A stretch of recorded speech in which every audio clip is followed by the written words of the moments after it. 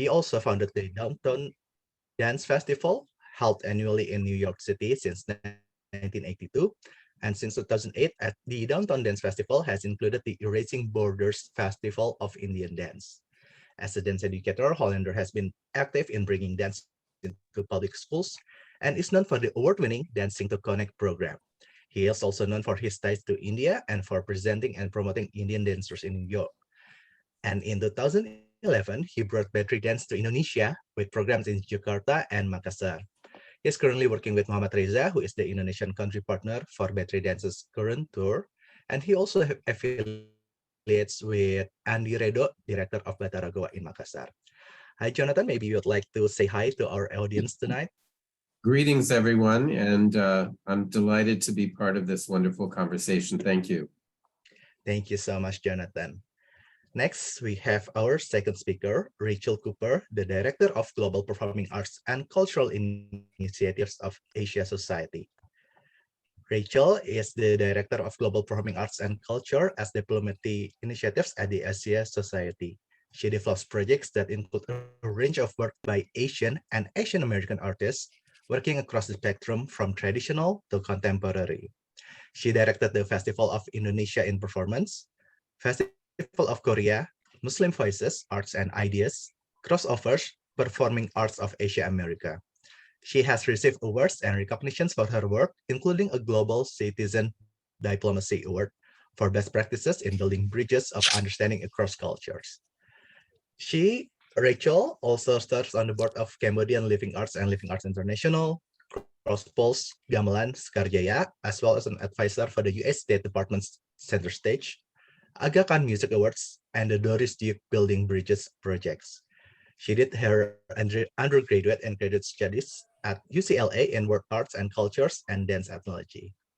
Hi, Rachel. Maybe you'd like to say hi to everyone coming in tonight.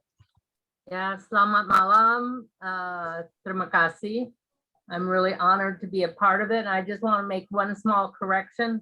I was not the director of the Festival of Indonesia. I was part of a collective, and I'll talk about that a little later. Oh, okay. Sorry about that, and thank you for the correction. Sounds like a very exciting program, and we'll learn more about that later. Thank you, Rachel. And next, we have Ibu Reda Gaudiamo, the Public Relations and Marketing Consultant from EKI Dance Company. Reda was one of the producers of Festival Musical Indonesia 2022, the first of the biggest annual event in Indonesian musical theater scene, where performing arts communities across the nation meet and perform. Reda is also a musician and a singer who performed as a duo with the late Ari Malibu for more than 30 years, creating musical interpretations of poems. She recently launched her first self-titled solo album, Reda Gaudiamo. Halo, Ibu Reda. Hi. Hello, selamat malam. Good evening, everyone. Thank you for having us in this discussion. Cannot wait for the talk. Selamat malam semua. Thank you so much. Selamat malam. All right. Thanks again for our three speakers. Now that we've gotten to know a little bit about the speakers, we'll learn also about their organizations through their own words. But first, we have a very special greeting for Ibu Grace Clegg, the Assistant Cultural Attaché from the SMC Jakarta. This greeting was recorded before the adjustment in the speaker from EKI Dance Company, and that's why she mentioned a different name during the greeting, but the spirit is still the same. So, Bia, please play the video from Ibu Grace. Selamat malam. Good evening, everyone. My name is Grace Clegg, Assistant Cultural Attaché at the U.S. Embassy in Jakarta, and it is a pleasure to kick off this exciting event. First and foremost, I'd like to thank the Jakarta Performing Arts community for once again being our partner in hosting this important discussion on celebrating diversity through performing arts collaborations. We are pleased to have this opportunity to share our common passion for the arts, including theater, dance, and music. The U.S. Embassy continues to support Indonesian performing artists through various programs and activities, such as sending Indonesian musicians for residency in America on the One Beat program, artistry development workshops with Broadway artists in the Triple Threat Academy, and interactions with arts experts, such as the discussion we will have tonight. I am honored to be able to bring these wonderful speakers from America and Indonesia together to better understand the diverse cultures that make up our world and the importance of collaboration between our countries. Tonight, we have Jonathan Hollander, founder and director of the Battery Dance Company of New York City, and widely recognized as an outstanding choreographer whose works have been presented in major theaters and festivals across 5 continents. Jonathan and the Battery Dance Company will be in Indonesia from November 27th to December 15th for Dancing to Connect, an art education workshop program focusing on nature and the environment. We also have Rachel Cooper, who is no stranger to Indonesia's arts communities. Rachel is the director of the Global Performing Arts and Culture as Diplomacy initiatives at the Asia Society. She's widely recognized as an arts producer, curator, festival director, and cultural diplomat. Did I mention she's also a gamelan enthusiast who lived in Indonesia for 6 years and is the founder of the Balinese dance and music group Gamelan Sakarjaya? It's true. And finally, we are joined by one of Indonesia's prominent choreographers, Pak Rusti Rukmantara, the co-founder and artistic director of EKI Dance Company. These talented speakers each bring a unique background and a variety of experiences to their work, and we are fortunate that they can take time from their busy schedules to be with us tonight. The United States and Indonesia are strong partners, and we continue to find ways to further and enhance that partnership, both on the stage and off. So with that, I hope you not only enjoy the program, but get inspired by the discussion. Terima kasih. All right, that was such moving words. Thank you so much, Ibu Grace and the embassy team. Some of the embassy team are with us tonight in place of Ibu Grace. And as she mentioned, we'll get to know these wonderful organizations. First, we have from the Battery Dance Company, we have Jonathan Hollander. The floor is yours, Jonathan. Please give him a warm welcome, everyone. Thank you so much. It's really a pleasure and a wonderful prelude to what is going to be, I'm sure, one of the most exciting 18 days of my life and Battery Dance Company's 47-year history.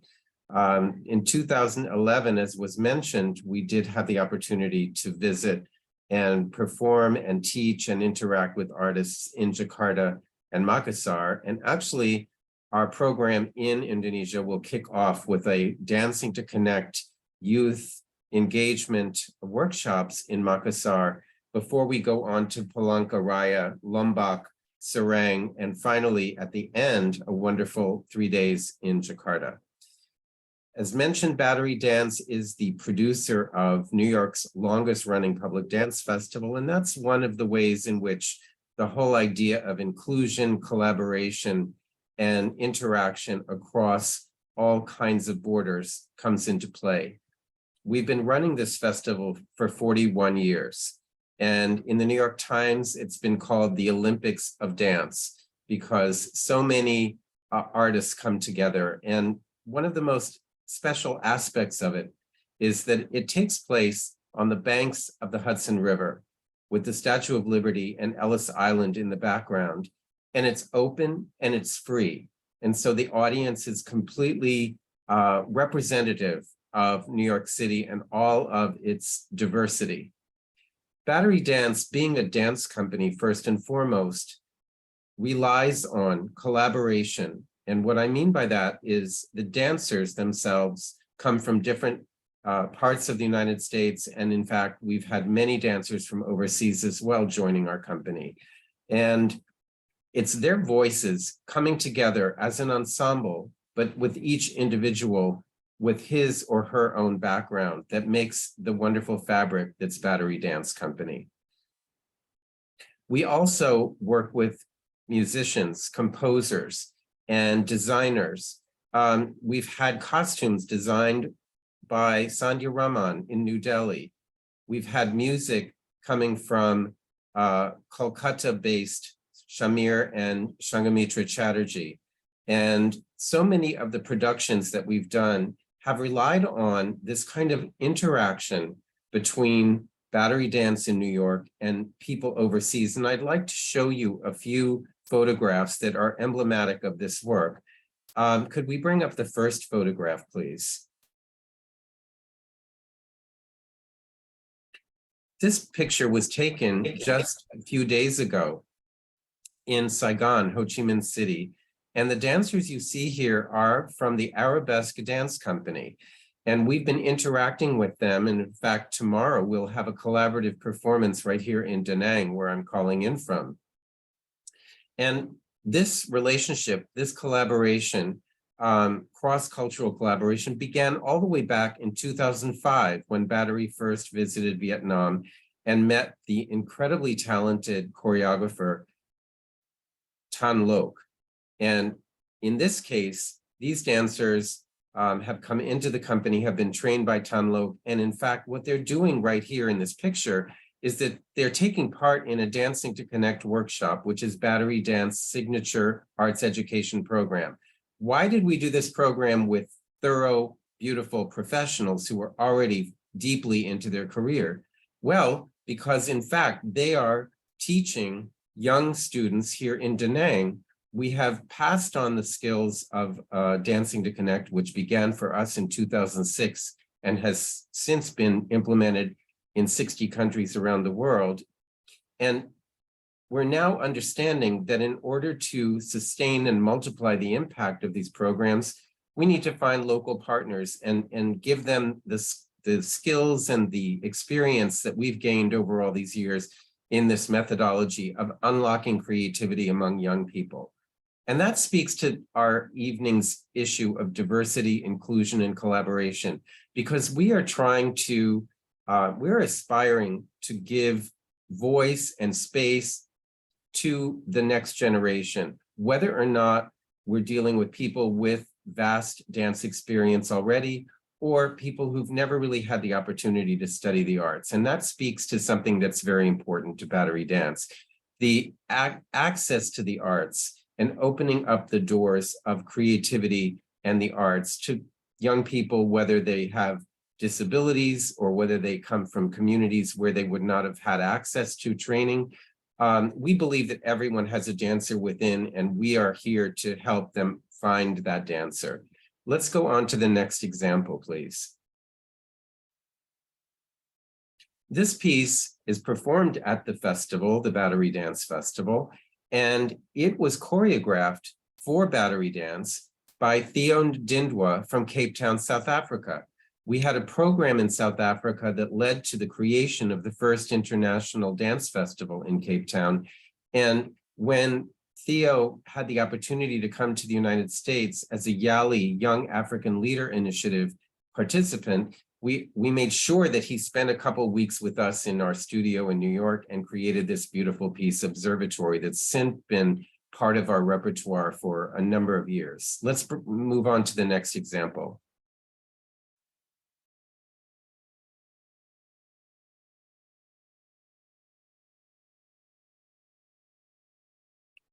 This is a current photograph of a piece called Wind in the Olive Grove that was created by Syrian-German choreographer Saeed Hani.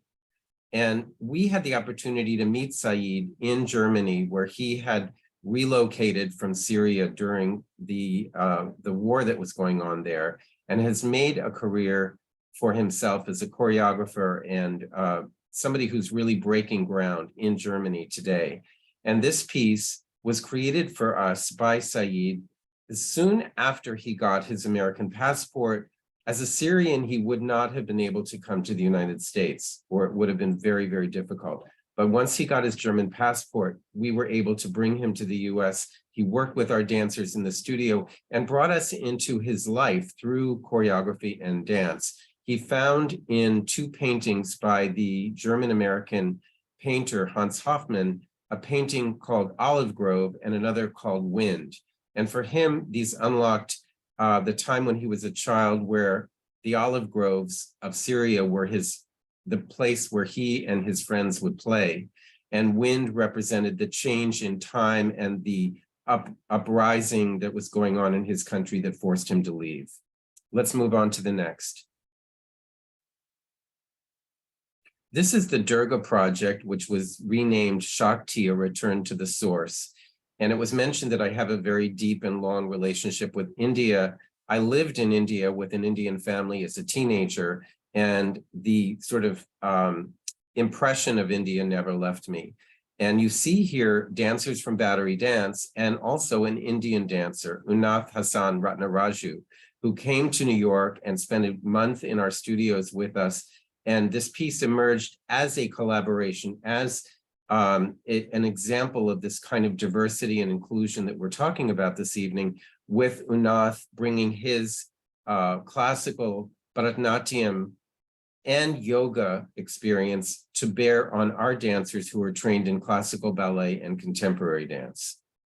Let's move on to the final photograph, please. This is a much earlier piece. Sean Scantlebury, a dancer who originally was born in Barbados and moved to Brooklyn and has been a member of Battery Dance for 19 years. This piece was created in Poland, in Krakow, with the Krakow Klezmer Band. And it was influenced by Polish folk dance, klezmer music, and the whole spirit felt in terms of revisiting history in that experience in Krakow. I want to leave you with one short video clip, if we could bring that on, that describes a process of collaboration with Kevork Murad, an Armenian Syrian visual artist who works with the Silk Road, Yo-Yo Ma and the other very famous musicians. He's a painter and he interacts with musicians, and we were very lucky to have this collaboration with him, and the little video clip will describe exactly how that worked.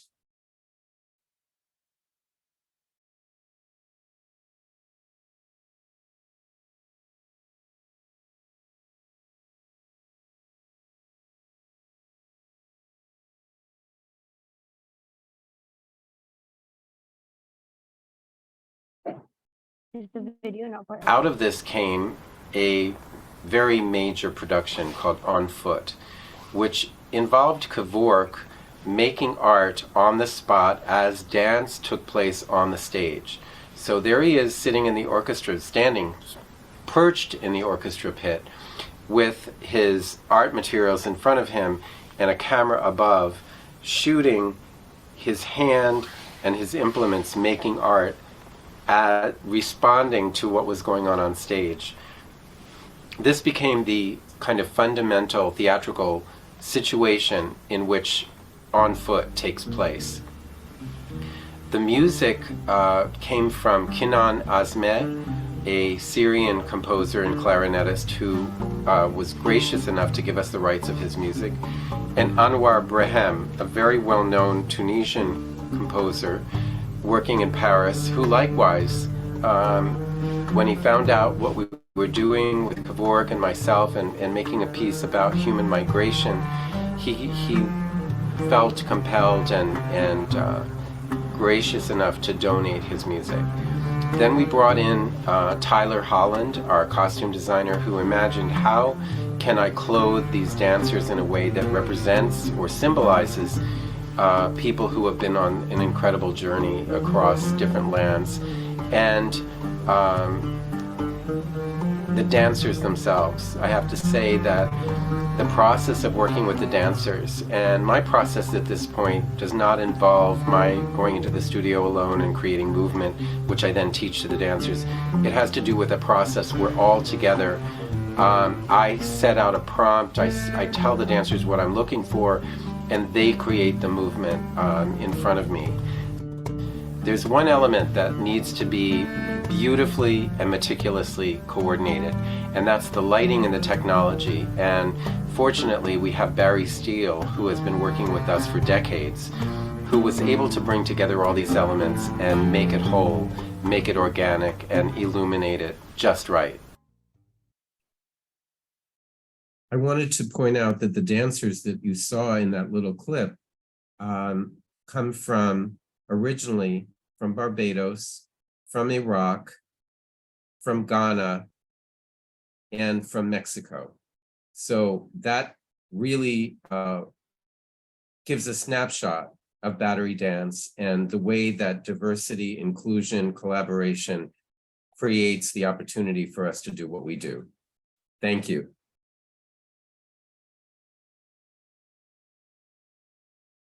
All right, thank you so much, Jonathan. That was really awe-inspiring.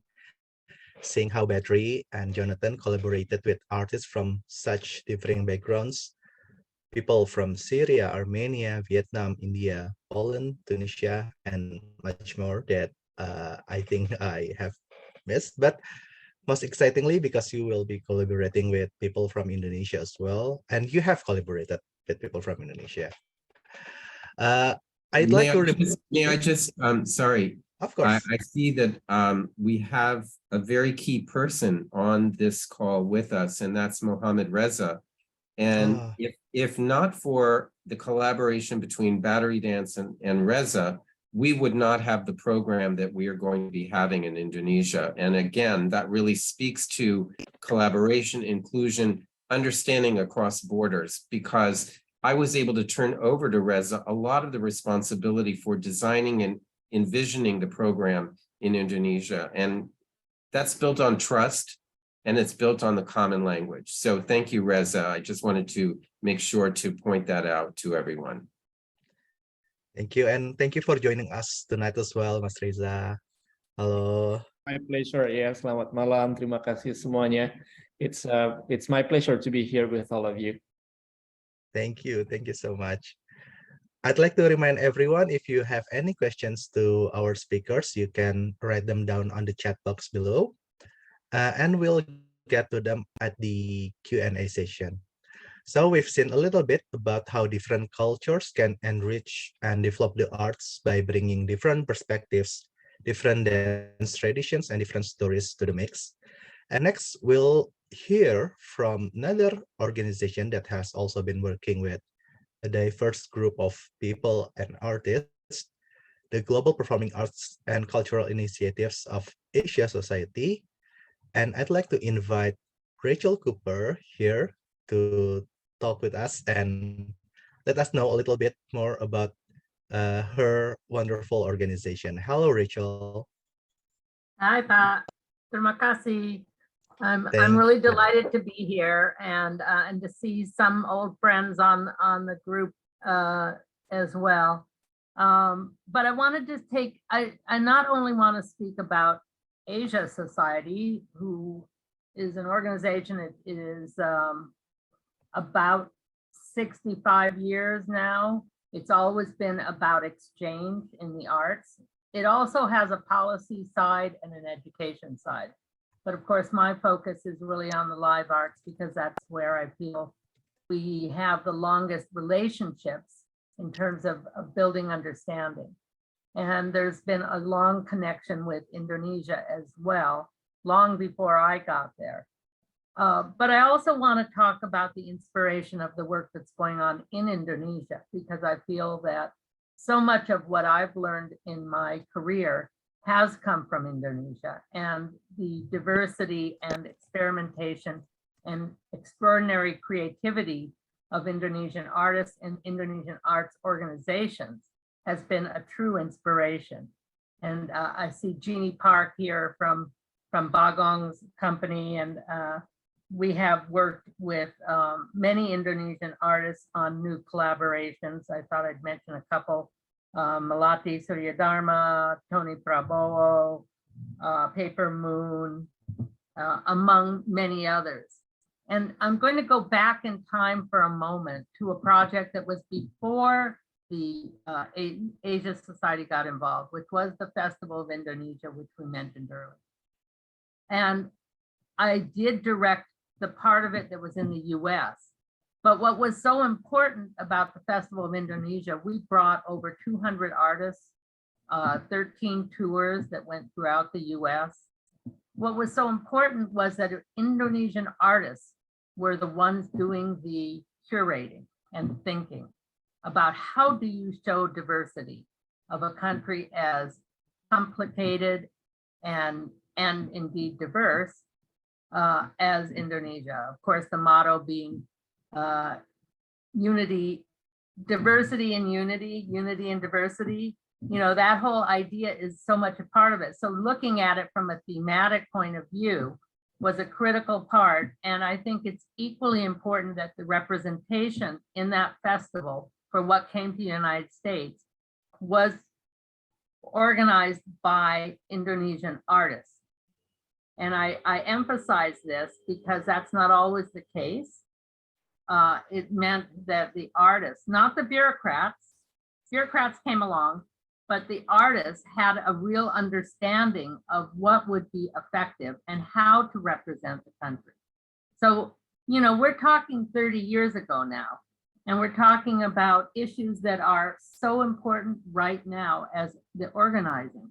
For example, a program on environment on Kalimantan with different Dayak groups.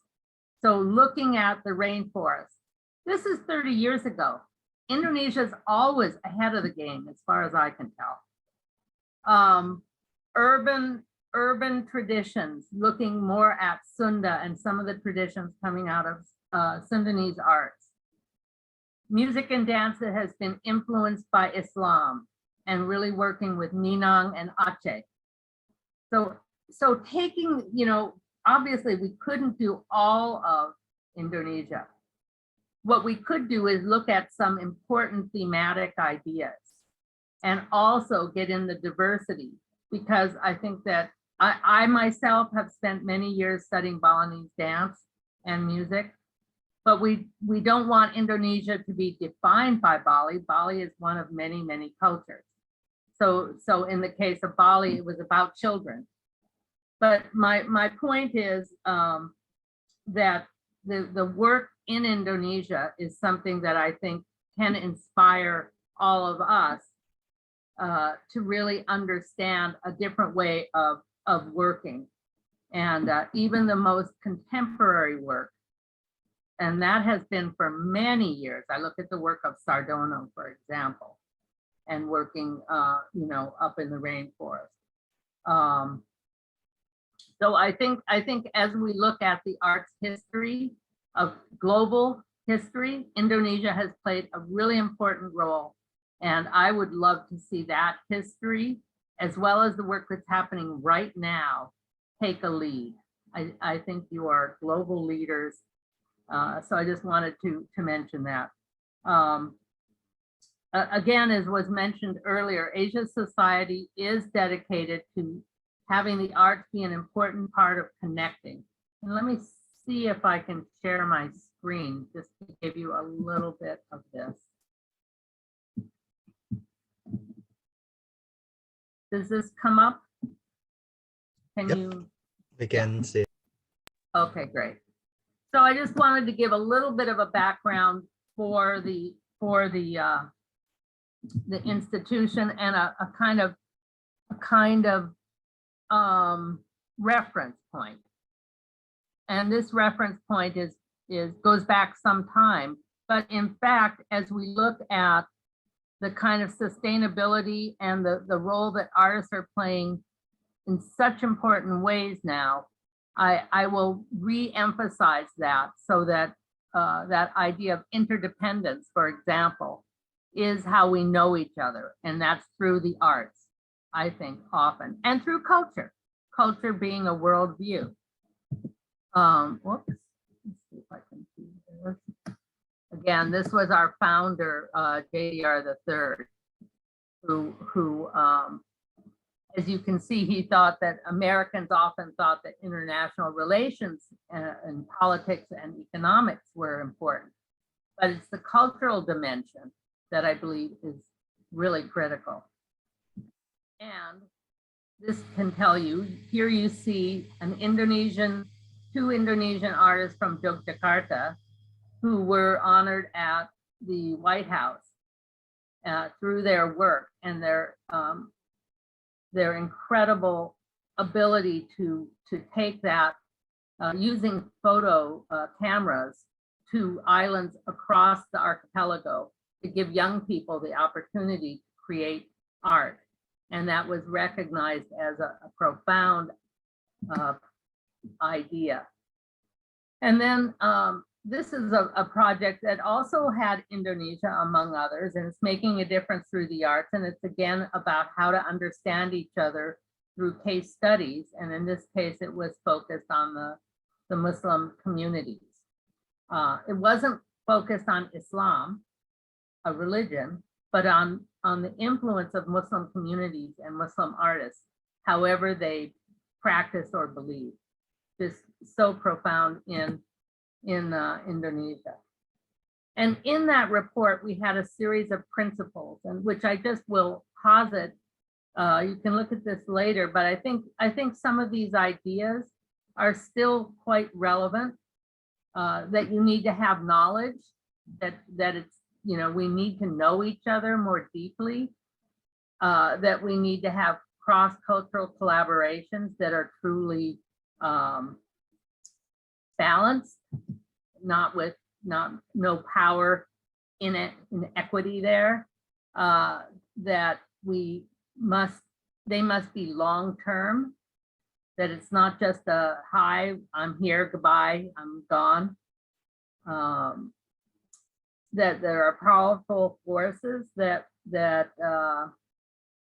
and new technologies that allow us to explore and work in new ways and to collaborate in new ways, whether that's in person or through the kind of virtual communication that we're using at this very moment. And rather than just being about monetizing cultural production, it's really the force and power of that work that speaks. So, you know, the commercial is one piece of it. It is not the only piece. And I think another aspect of Indonesia is often that there are many people who join together who are interested in being a part of a collaboration. This is a Pakistani artist that we had at the Asia Society. In our small theater, we had 500 people, but so far we've had 29 million people who've watched the performance. So sometimes the idea of impact is not only in person, but it's online. And finally, a collaboration we did with China that involved Meryl Streep and Yo-Yo Ma. And you know, the power of just sharing through the arts, even when sometimes countries have more difficulty negotiating, artists often don't. Artists find the way to make those connections. And I'm going to leave it at that. And that's what, of course, Jonathan is doing by bringing his company and working together with Muhammad Reza. And I commend the work of the State Department to do this. I have been an advisor for Center Stage, which is also a State Department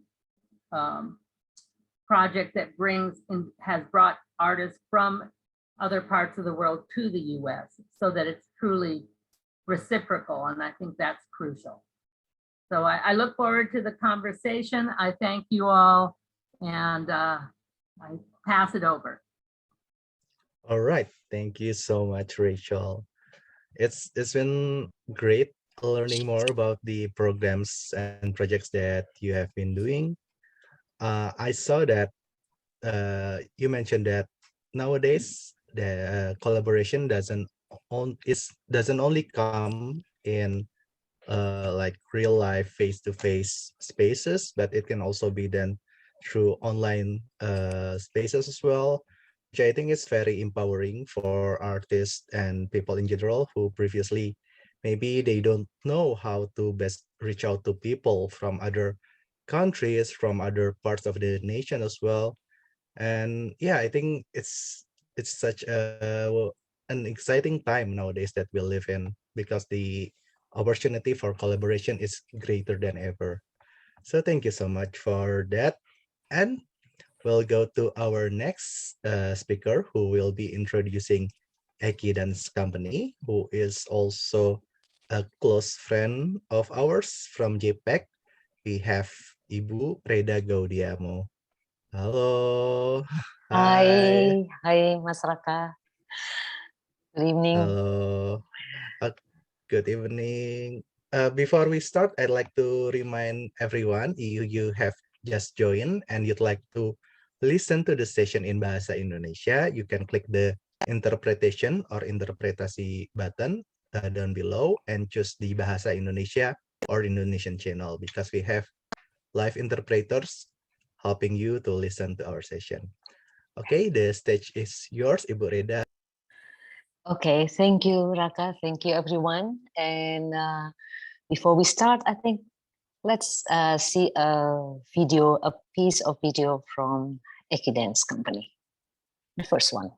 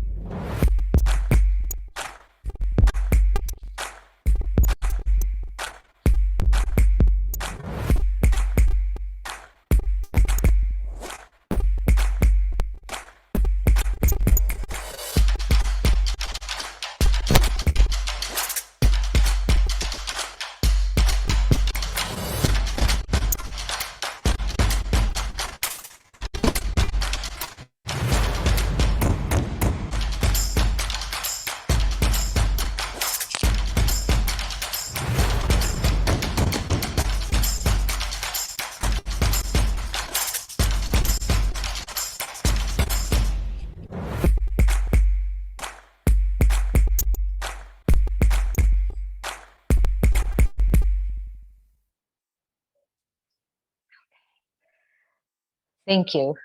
So that's a short video about EKI Dance Company. EKI Dance Company was founded in 1996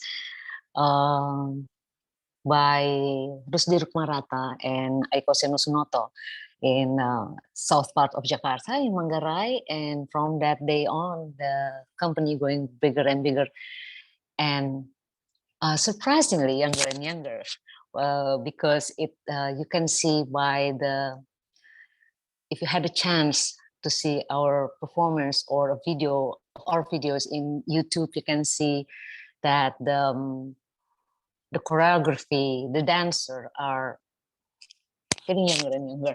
So I think about EKI Dance Company is diversity is I think it's in our blood.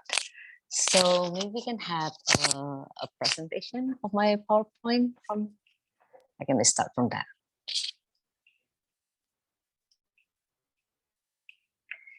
Okay, so it's about diversity according to EKI Dance Company.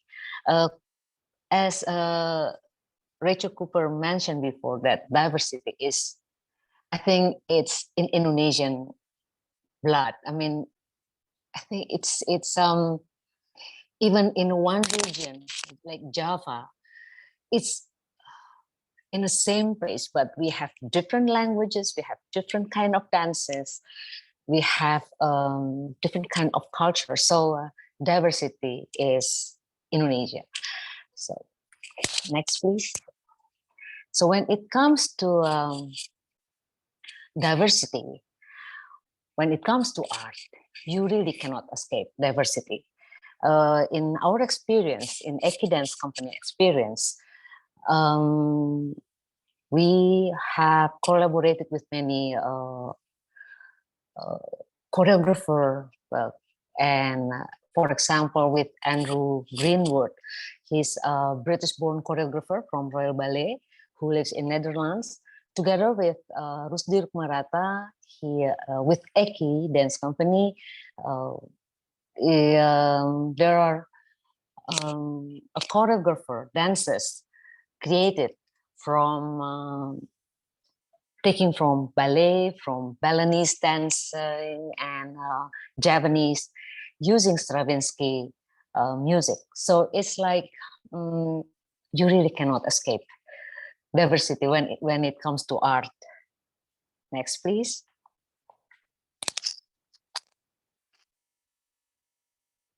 And with diversity, I think we really should see as a form that knows no territorial boundaries. So when we talk about diversity, especially in arts, diversity is not like politics. There are no territorial or zoning maps. There are no east and west, south versus north, or first word, second word, third word. So it's mixed. It's get together in a pot, in melting pot. Next, please.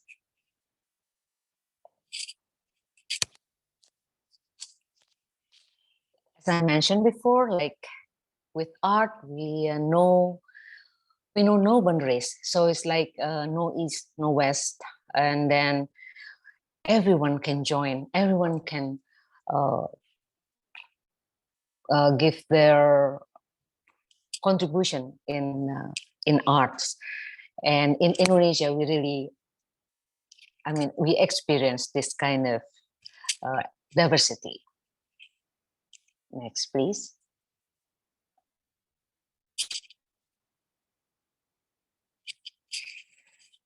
And talking about diversity, and it's a collaboration in art and across culture. So it's if you're talking about Indonesian alone, we can create a dance taking from Papua and mix it with Kalimantan, or with a movement from Balinese, with the music from a pop music. So it's like a collaboration is a must in diversity. I think we really should see it as a kind of collaboration that you cannot accept about it. And about collaboration in our organization, we don't see it as a status. Rusdi Rukmarata himself graduated from Contemporary Dance School, and he studied ballet from teachers from Moscow, and also from Martha Graham style. But it doesn't mean that contemporary dance is from U.S. culture. So when Rusdi developed contemporary dance, he developed a dance that a mix from many culture and art forms. And other examples, like one of our legendary dancer and choreographer, Farida Utoyo, who graduated from Bolshoi. She collaborated with Santot Sudiarjo, a Japanese dancer, and with Wayan Dibia. So it's a collaboration between art, between culture. Yeah, next, please.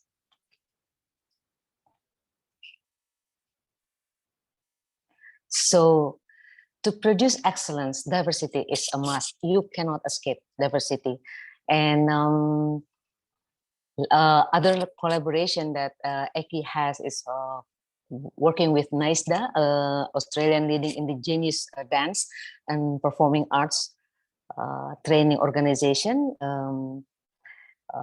There are a workshop that working projects and learn. We exchanging materials and all things that we can take benefits from that. Yeah. Next, please.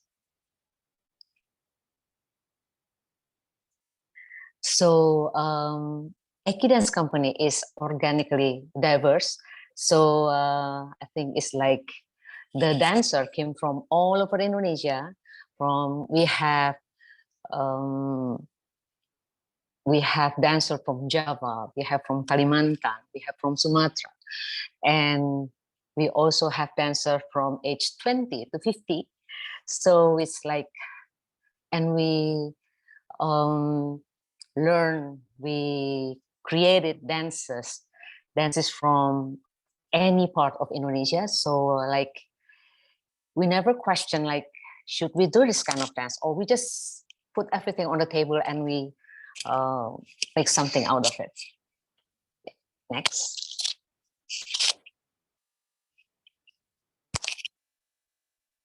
So I'd like to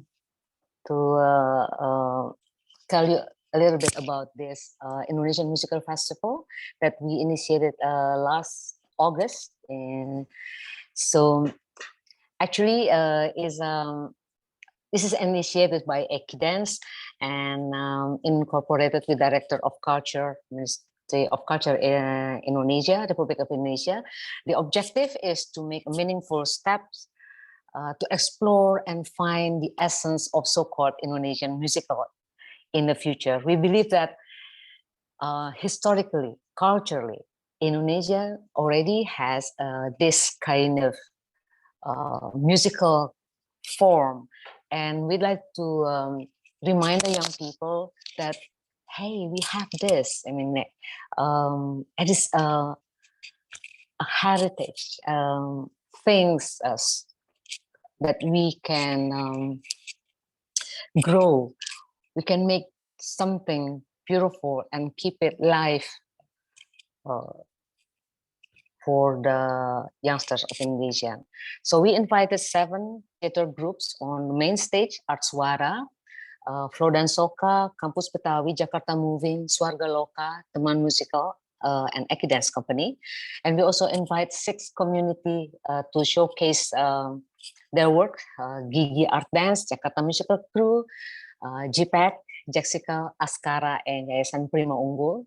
And the theme for that is Indonesian history. So each group, both theater groups and the communities, will present a piece of Indonesia, a piece from taken from Indonesian history. And we hope that FMI, Indonesian Musical Festival, contribute to shape the Indonesian musical and combines a well-scripted modern musical and freestyle and flexible playwright in traditional musical. If you notice, the Indonesian traditional musical mostly doesn't have a standard script or playwright. It depends on the performers, and we really would like to introduce to the traditional musical about the how to explore the script and how about the playwright. So it's more like exchanging knowledge, exchanging experience between the traditional and the modern one. And next year we're going to have the second Indonesian musical festival. And then next, please. Okay, that's about EKI Dance Company. If you have any questions, just pop up. Thank you. Back to you, Raka. All right, thank you, Ibu Reda, for that wonderful presentation of EKI and the projects and collaborations that you have done. I'd like to invite all 3 speakers to be with me back on the stage. All right, we have with us Rachel and Jonathan. Hold on, let me Oh, spotlight. 1 second. I think Yes. I forgot. There's another. I think I forgot the last video. Yes. Another Okay. video. Oh, all right, Yeah, all yeah. right. I'm sorry. Let's I'm sorry, see the Raka. video. Oh, it's okay. It's okay. All right. It's about the Indonesian Musical Festival. So maybe the audience would like to see what we're doing. Of course, the admin, please. Yeah.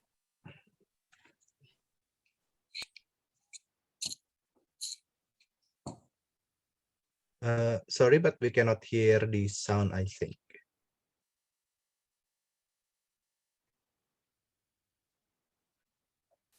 All right. Still no sound. Sorry, maybe you can reshare and check. Okay, thank you.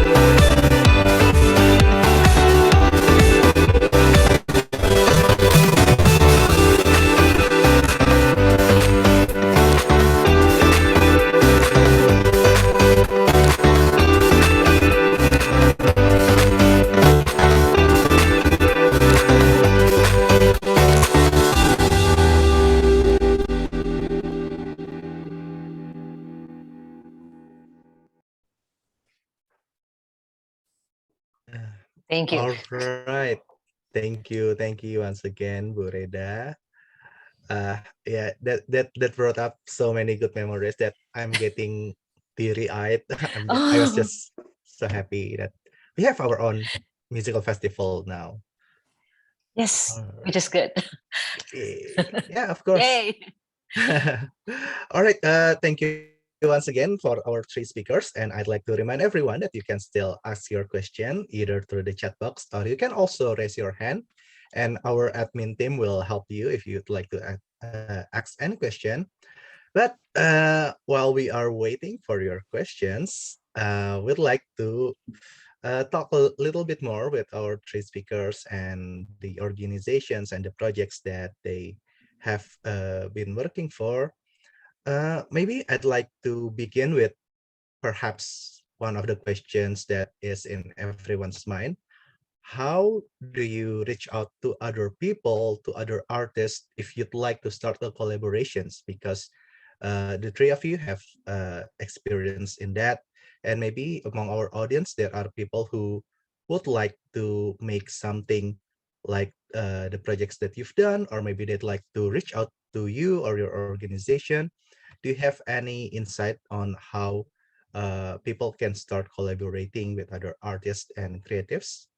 Anyone would like to answer first? All right, Jonathan, go ahead.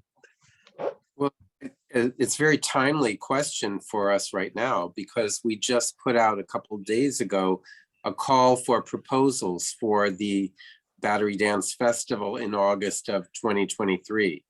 And we would love to hear from Indonesian dance companies. EKI Dance, I was not ashamed to admit I was not aware of the company before, but I certainly see a lot of parallels now in terms of your festival and your outreach to, you know, embrace theater and different forms of dance and movement. So, you know, it'd be wonderful to hear from Indonesian artists. In terms of how to reach us, batterydance.org. We have a website, batterydance, all one word, .org. And, you know, looking for the festival in one of the tabs, or, you know, learning more about our organization and contacting us through the website is the best way. Awesome. Thank you so much. So that's batterydance.org, everyone. Pay them a visit if you'd like to learn more about them, or maybe you'd like to reach out and collaborate.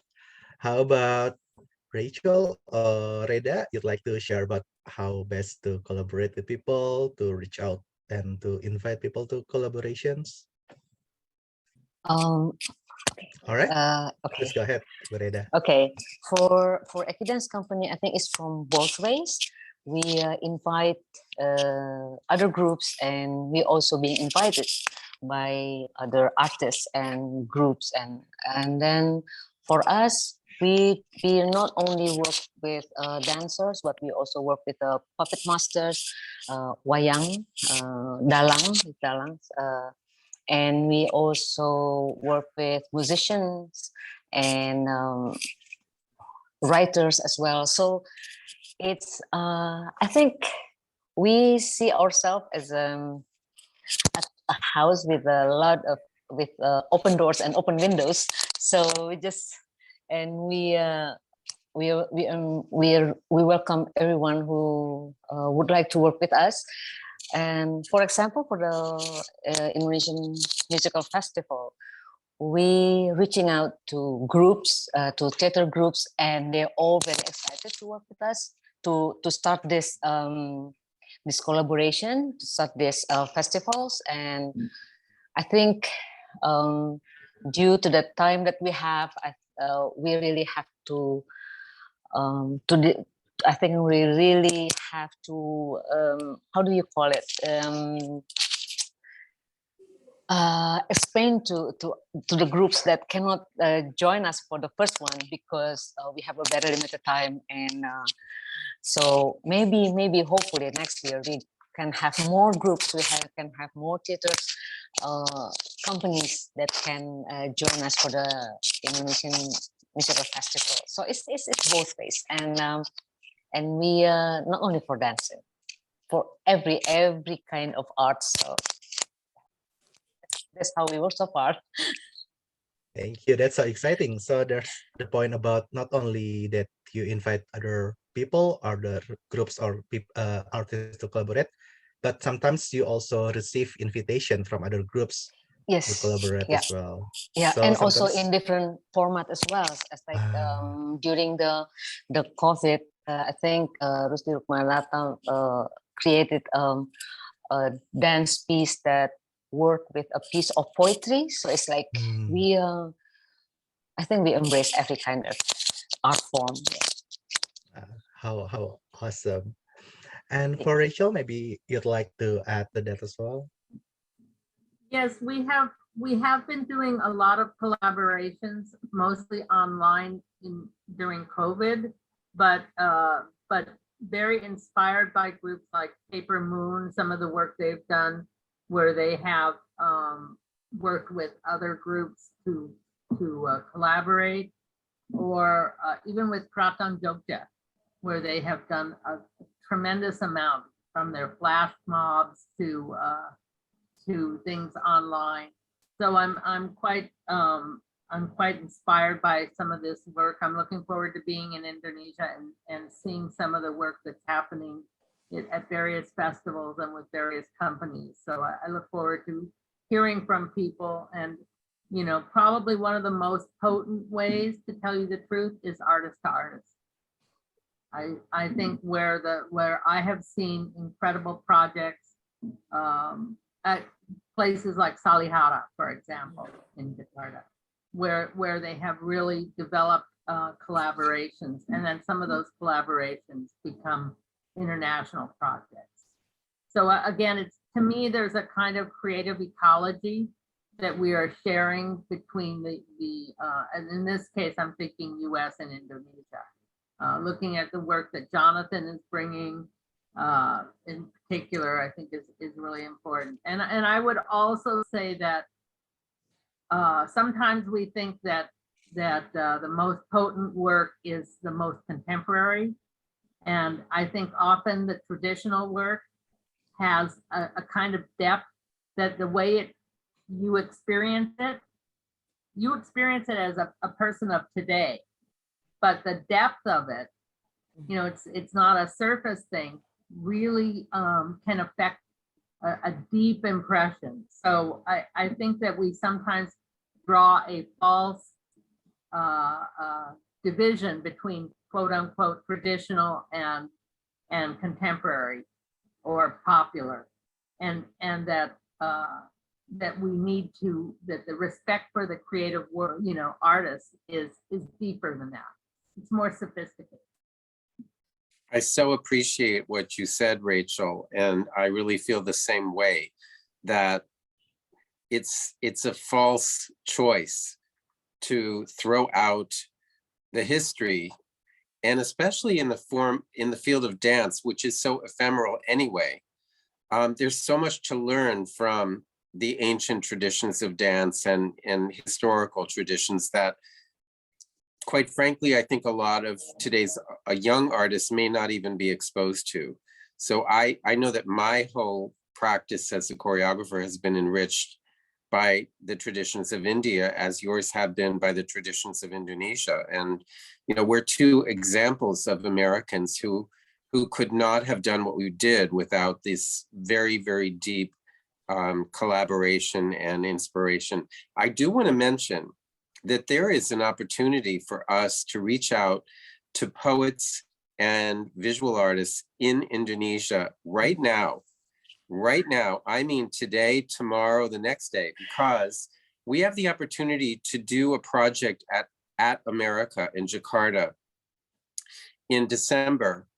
In the second week of December, we're going to be back in Jakarta after going to Palangkaraya in Lombok and Serang and Makassar. And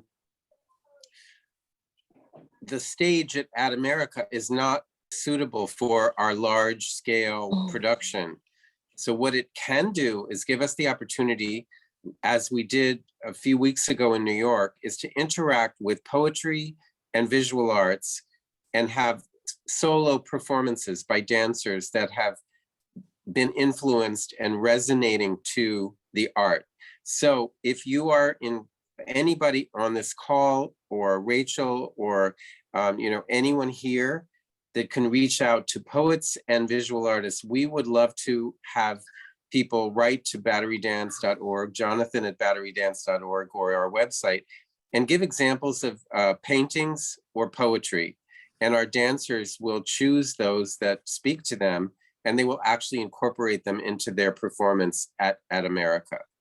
We did this with a Gazan artist, a poet who had been in residence at the University of Iowa International Writing Program and came to New York. He had 7 poems, and we had 7 dancers reacting to his poetry. So it was a very deep and wonderful, inspirational performance, one of a kind, and that's what it will be at America. So just putting that out there.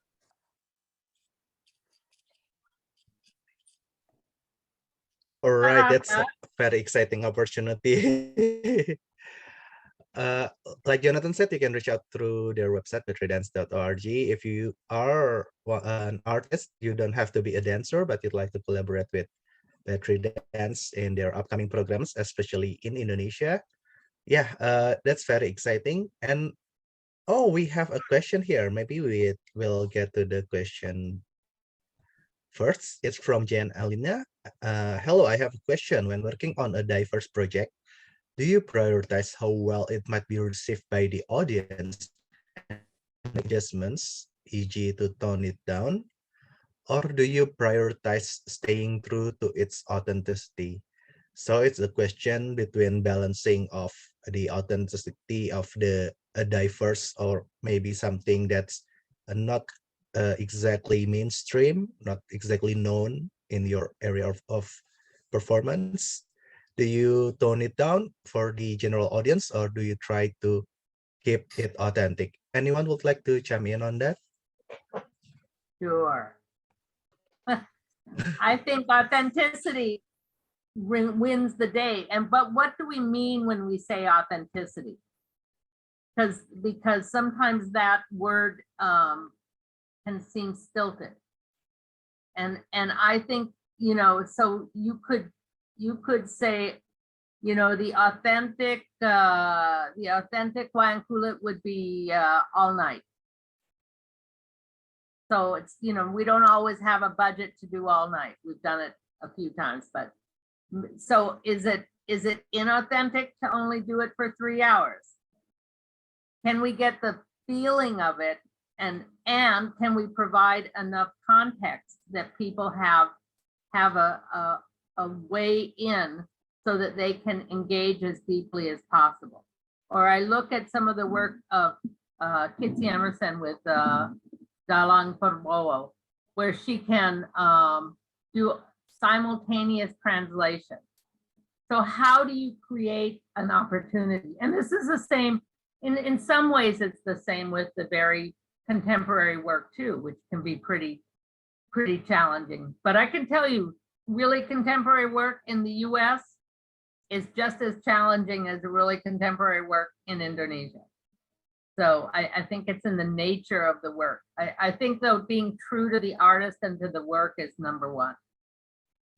I do also think, I agree with everything Rachel said, but I also think that the artists themselves have a responsibility to understand the communication aspect, the expression aspect, and the echo back and forth between the public and the art. And there's a space available for all different kinds of art, and certainly the Battery Dance Festival is an example where in one night you might see 6 different performances of different genres, and you're going to like some and not the others. And we do believe in that kind of diversity. But as an artist, I feel like it is my responsibility and anyone else's creative responsibility to understand that it's about the space between you on the stage and your audience. And if it's so introverted that no one is going to be able to come in, then you've failed to some degree.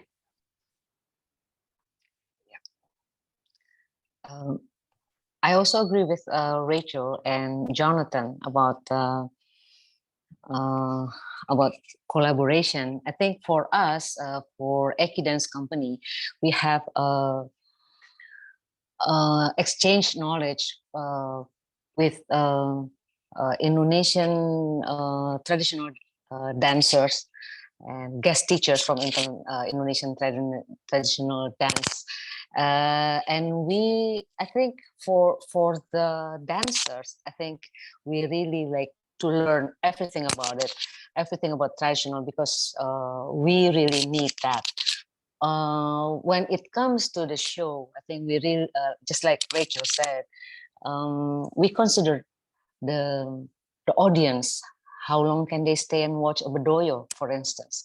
I think like for us, we work together with a guest teacher to work on how to create a new piece that will appeal to the modern or to the young audience, and they can enjoy it and they see how we develop the work, but in a very considerable time, and so they can at least they have a taste of what is Bedoyo and that kind of movement, but we have it in a shorter time. So, but the learning process, I think it's we just like a sponge, we just absorb everything. Thank you, So everyone. speaking of Bedoyo, can I share one story from the Festival of Indonesia? Please go Because ahead. Bedoyo please. is one of my all-time favorites forms. It's a form of court dance from Central Java. And when we were doing the festival, Pak Mokhtar Kusumat Maja said we should only do a 7-minute Bedoyo because Americans have no patience. And we got in a big discussion, and I said, no, Bedoyo comes alive when you see at least 45 minutes, because it's all about patterns, and it's like a meditation, and it has a spiritual side. And so we ended up bringing this 45-minute Bedoyo, and it was one of the most successful programs because people felt they actually had to become a part of the performance. And a 7-minute Bedoyo is about a dance form, perhaps, but you lose the inner message and the quality. It's like a mandala. So I think we're always making these decisions about these things, but I think sometimes going back to the earlier question, there is a meaning to these forms that can be quite profound. I mean, and I'll tell you something. There's a very famous choreographer in New York named Mark Morris. And when I told him I had worked on the festival, this is recently, he said, 30 years ago, I will never forget Bedoyo. It has affected all of my work. So to know that the work that we bring, to believe in it, I guess part of it is that we believe that it's important. And maybe speaking to that, you do have to think about your audience, and you make decisions. I understand what you're saying, Ibu Reda. Yeah. But I also want to say that you can believe that the work has an integrity that you can support as well. And what this speaks to, I think, is Rachel as a producer who can understand what kind of format fits a particular performance. If you're doing something that is based on meditation and a period of time, a slow development of something, then you need to be in a space that allows for people to really be comfortable and understand what the expectation is. Versus, not everything fits onto a proscenium stage, for example. Some things work for our outdoor stage where there is no background and there are no special lights. And when we choose what we're going to put on, we have to have an awareness of whether or not our setting is appropriate for that particular work, or in losing special lighting cues and so forth, Mhm. is the piece going to be too compromised? So I think it's the relationship between the artist and the producer to some extent to come up with the right format for the presentation. Thank you, Jonathan. I think that's well put. I want to say that this was done, our first presentation was at the LA Festival. And we, in fact, built a kind of pendopo outside. And it's because we were working with Peter Sellers. And Peter really felt that this was important. And the audience came feeling that they were going to have an experience that was not the usual. I mean, we went on the BAM and to the Boston Opera House, but all of the things that you have discussed were a part of the thinking. So I think one has to bring all of your skills as a producer, and the fact that you are working with people, you know, the collaborators again in Indonesia were crucial. This was not an American going over and saying, oh, I like this and this, I'll bring it to America. It was about a true collaboration with Indonesian artists.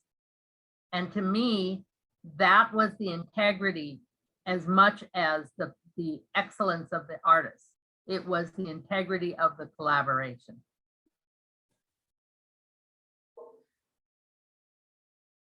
Awesome. Thank you so much for your answers. Those were some really good points. I think that there's always a balance and a dialogue and an intention, not only from the artist, but also the producer or the production team, depending on the context of the production itself. I hope it answered Jane's question. Thank you, Jane, for the question as well. Let's go to the next question from Friska. What is the biggest challenge of doing collaborative work, especially with those differences such as nation, genre, style, etc.? And how will you overcome this? Thank you for sharing all your amazing works. All right, this is also a great question. Anyone would like to weigh in first? All right, Jonathan, please. I think we have to think about human relationships, because no piece of art is born out of something that is devoid of that human interaction and communication. And I've been involved, I think probably every production I've ever done has been a collaboration. And I remember a time when I myself have a musical background. I studied classical piano for 13 years, and then I was very involved with Indian music, sort of retuned my ear. And I got involved with some musicians and I brought them to New York. I'm not going to go into the specifics, but I did something as a choreographer and a presenter where I split up the musicians and put them on four corners of the stage, which was, in my mind, a great idea, because then the dance and the music could interact in a very marvelous way. However, the musicians had never been physically separated from each other. And they felt like when that happened, they lost something of the connection between them. And they were very worried and very frightened, actually. And that fear turned into aggression against me. So there was a threat that they might leave before the premiere. And I realized I just made a big mistake, because I wasn't really listening. I didn't say, let's go into a private room and just discuss what's really happening here. So anyway, I've gone into a lot of detail, but I think it has to do with human relations and communication, and understanding and adaptability. Like I wasn't adapting, and I knew I was right. And no, I was not right. I threatened their integrity. And I learned from that experience. Thank you for sharing, Jonathan. Anyone else would like to give their answer? Yeah, Okay. go ahead. Okay. Oh. Okay, Reda. Okay. Silakan. Terima kasih, Bu Rachel. For us, I think based from our experience, it's more on how we put ourselves in this project. I mean, like like Jonathan said, it's about human relationship. It's about how you want to be absorb new things. How open are you? I mean, how big your I mean, like the eagerness in you to learn something new or to share something with others, and how others will see it as an invitation to work with. I think it depends on how you see the collaboration, how you see the diversity, how you see other artists' work, and if you not being open, I think that's where the challenge, or I think that's where the problem might arise. Good point.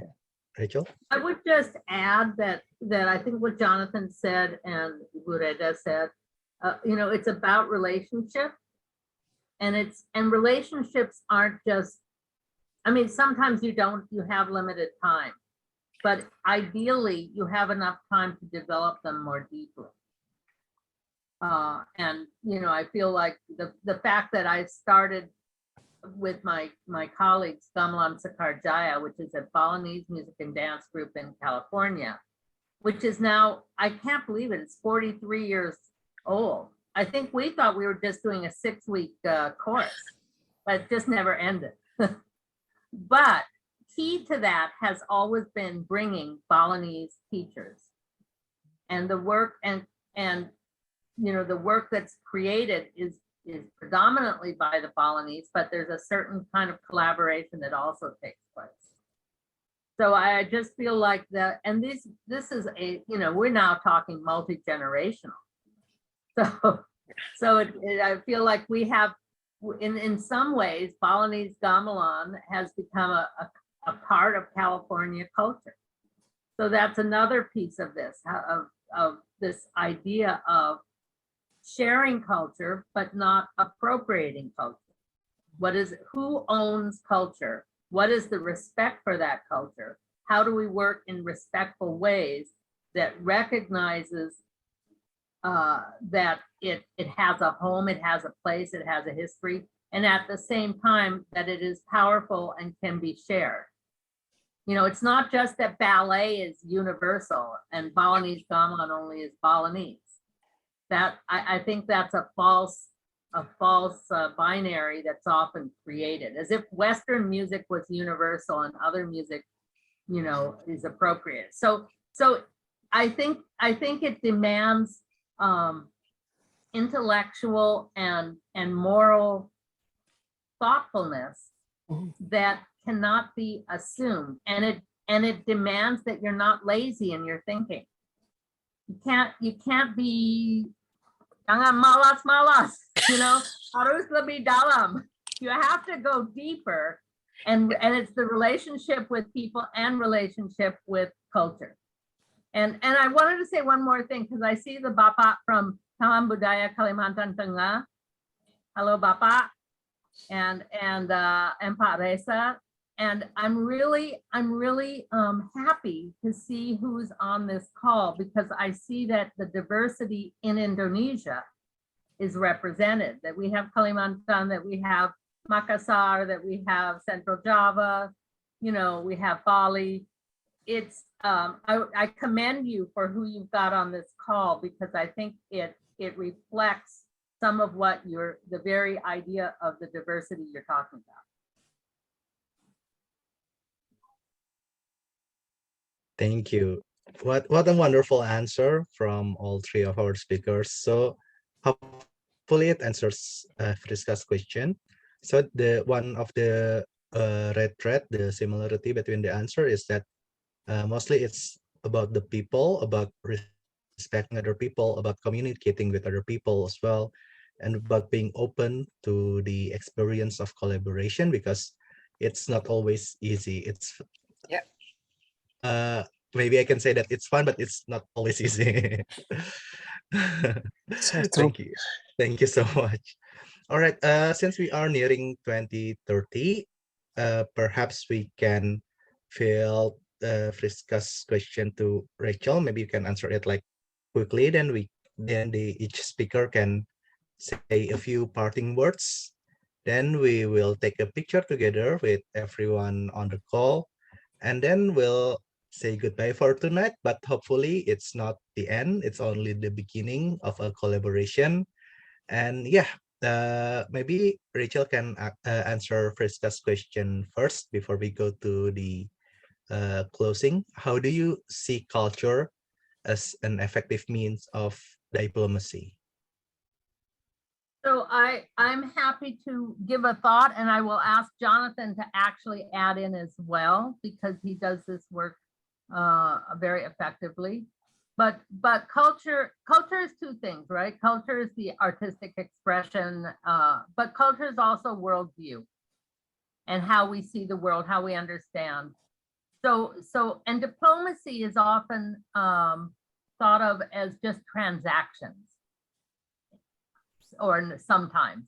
What I think is so important, and we've said this already, that relationships, you build relationships. And what do you talk about if you're a diplomat after you've made the deal for some commercial experience of some sort?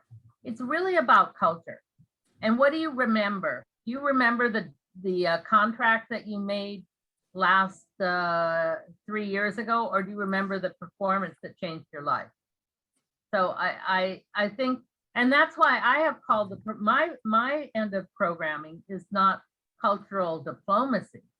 It's culture as diplomacy, because culture is a part of that relationship building. And I have found this, and in my work with Iran or Pakistan or Myanmar, countries where we don't have good relationships, it's often through arts that one can make the connection and keep something alive, even in troubled times. And to you, Jonathan, because I think you do this work. Yeah, what you said just is a cue for me to mention that we did the first program in the Palestinian territories in July after 6.5 years. And clearly the communication between the United States on a political level with people in the Palestinian territories cannot be characterized as friendly. And yet the love that we felt from the young people we worked with in Nablus, Ramallah, East Jerusalem, and Bethlehem, I can't describe to you. It was so meaningful. My dancers were coming back from every day's work with a glow. So speaking to that issue, that the arts can cut through conflict. And it's interesting, I always used to cultural diplomacy, battery dance. I used to sort of frame so much of what we do in that way. And just when I hear the word diplomacy, I don't like it now, because it sounds like politics. It sounds like, Yes. I'm not going to say propaganda, but it has a little bit of that ring in it. And what we're doing here in Vietnam is we're sharing, as I said before, when I showed that example of the beautiful dancers in Ho Chi Minh City, that we brought them with us to Da Nang, and we basically said, here, take over and work with these young people in Da Nang. And we're helping, we're supporting, but we are not determining what's happening here. And so I think artists have that flexibility. Artists have that ability to ignore what might be in the front pages of the newspaper and deal with one-on-one human communication and love. It may sound like a cliche, but it's really true. That's wonderful. Thank you so much for sharing that. I really like the quote that it's not cultural diplomacy, but it's culture as diplomacy. I think that's a very wonderful distinction as well. Unfortunately we have run out of time for this session, but as I said, hopefully this is not the ending. This is only the beginning. Perhaps we can arrange another session if everyone is available. Of course, we'll talk about it later. But yeah, hopefully this session has opened our minds, opened our eyes, and opened our hearts to future collaborations with a lot more people, both in our own nations and beyond, because we have learned so much about how collaboration can enrich and also nurture and grow not only the art, but also the people as well. I think it's been very wonderful. So we'd like to ask our speakers to say a few parting words to the audience, to their fellow speakers as well. Maybe we can start with Jonathan. Oh, and if there's anything you would like to plug, like if you'd like to share info about your upcoming projects as well, please feel free to do so. All right, Jonathan. Thank you. Yes, I think this is such a perfect, as I said, prelude to our live program. And I have to credit Reza and also the staff at the US Embassy in Jakarta for coming up with the idea that we could jumpstart our program and basically project to our friends, our new friends, our to-be friends in Indonesia that we're coming and that we're so excited to have this opportunity. So again, batterydance.org, go into the contact section and reach out to us and tell us who you are and where you are. What's happening is our whole team will be in Makassar for a week, and then we will split up into 3 different groups and go to these 3 other regions of the country and have activations and engagements in each of those places, and then again in Jakarta. So it's just an amazing opportunity of 18 days that are very full of opportunity. And please help us reach artists and reach, you know, any of you that are on this call. We would love to. All right, thank you, Jonathan. You heard it. So it's batterydance.org, I believe. Right, thank you so much. And next we have Rachel.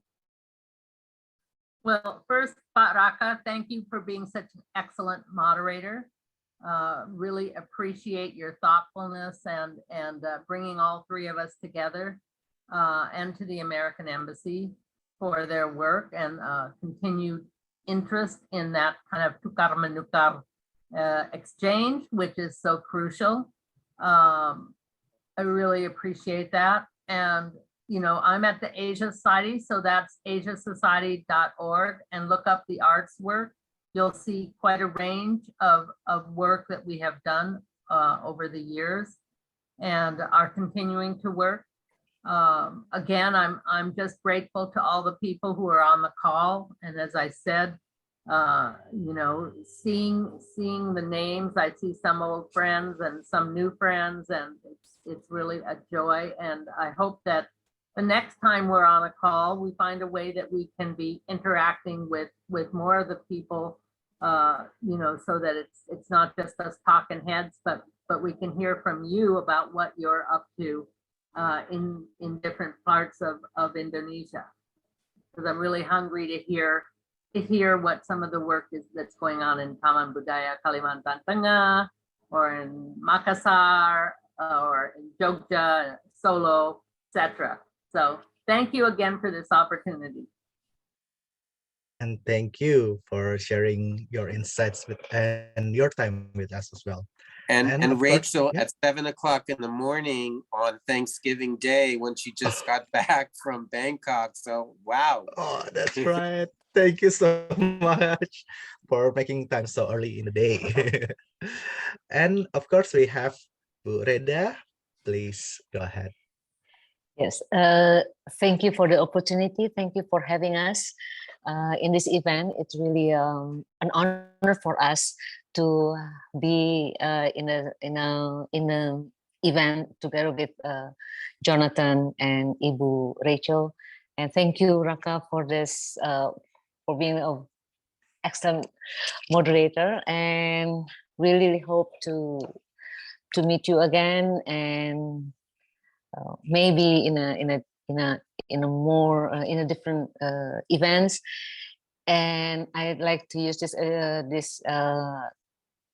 opportunity this time to let us you know that in next year we're going to have a musical number called Candedes in March. It's about the queen from Japanese kingdom, and we like to present you with a musical with a Candedes from our point of view. So really looking forward to have you all. Thank you so much. Thank you again. Right. Thank you, and good luck, Break a Lake, for all of your projects as well, and including the audiences projects, because I'm sure a lot of us here are artists or people involved in the arts as well. So do let us know, share your information if you'd like in the chat box as well. So maybe we can connect and we can talk more even beyond this meeting, because yeah, we only have a little time tonight. All right, before we go, let us take a picture together. The admin will take the picture, but everyone who would like to join the photo session, please turn on your camera. We'll give you a few moments to get ready if you'd like to brush your hair or like to get the lighting correct. All right. Put up some lipstick. Yes. Or use the filter if you'd like to do it digitally. Okay, as Kak Raka said, let's take a picture before we end this virtual discussion. If you could please turn on your camera. And while the participants prepare, we will take a picture of our wonderful speakers first. So put on your best smile. 3, 2, 1, cheese. And one more before we do it with the participants. Okay, 3, 2, 1, cheese. Okay, and now we'll do it with everyone. All right, I see everyone here. Okay, 3, 2, 1, cheese.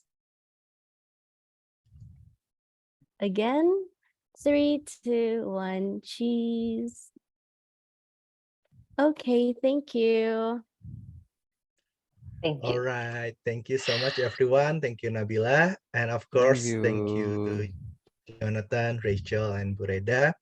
Once again, this has been this program, virtual discussion celebrating diversity through performing arts collaborations, have been brought to you by the United States Embassy in Jakarta, Jakarta Performing Arts Community, and EKI Dance Company.